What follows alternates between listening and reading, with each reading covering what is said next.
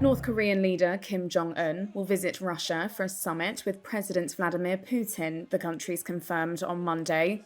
The pair will meet for what could be a landmark summit amid Moscow's deepening isolation over the war in Ukraine. The Kremlin says Kim will visit Russia in the coming days at the invitation of Putin, while North Korean state news agency KCNA said the two would meet and have a talk without elaborating. The summit is likely to take place on either Tuesday or Wednesday in the far eastern city of Vladivostok. Residents there seemed intrigued by the prospect of his arrival in the city. North Korea is such an isolated country. Maybe they will be friends with us, but not likely with the US.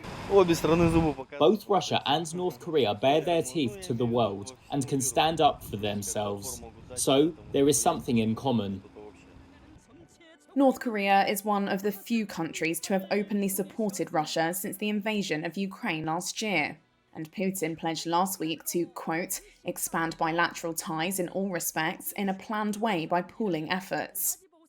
Kim rarely travels abroad and, when he does, it's often shrouded in secrecy and security. His last trip abroad in 2019 was also to Vladivostok for his first summit with Putin.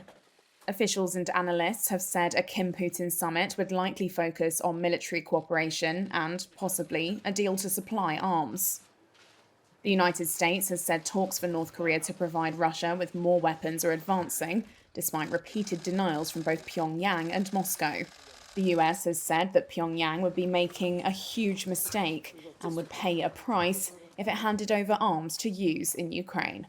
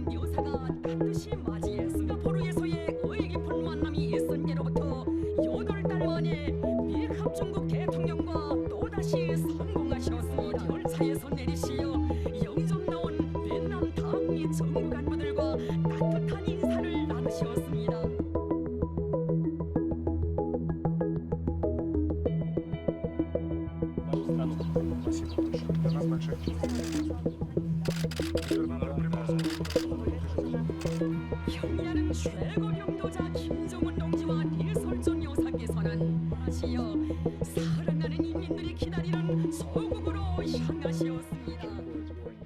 Those discussions are actively advancing. Arms talks between Russia and North Korea are actively advancing. That's according to US National Security Advisor Jake Sullivan on Tuesday, after reports that North Korean leader Kim Jong Un plans to visit Russia. Sullivan also sent a stern warning against the possibility of supplying Moscow with arms for use in Ukraine. Providing weapons to Russia for use on the battlefield to attack grain silos and the heating infrastructure of major cities as we head into winter, to try to conquer territory that belongs to another sovereign nation. This is not going to reflect well on North Korea, and they will pay a price for this in the international community. Sullivan told reporters the latest analysis showed Kim expects discussions about weapons to continue, including at leader level, perhaps even in person. The Kremlin said early on Tuesday it had nothing to say about statements by US officials that Kim plans to travel to Russia this month to meet President Vladimir Putin for arms talks. If the trip happens, it would be Kim's first known visit abroad in more than 4 years and the first since the coronavirus pandemic. On Monday, Russia's defense minister Sergei Shoigu said the two countries are discussing the possibility of joint military exercises. Shoigu had visited Pyongyang in July to attend weapons displays that included North Korean ballistic missiles banned by the UN Security Council. At the Tuesday news briefing, Sullivan also took the chance to critique Russia's war efforts in Ukraine. I think it says a lot that Russia is having to turn to a country like North Korea to seek to bolster its defense capacity in a war that it expected would be over in a week, that in September of 2023, it is going to North Korea to get munitions to try to continue to grind out on the battlefield in Ukraine. He also pointed out the US imposed targeted sanctions in mid-August to deter arms deals between North Korea and Russia, and called on Pyongyang to stick to its public commitments to not supply weapons for a war that is killing Ukrainians.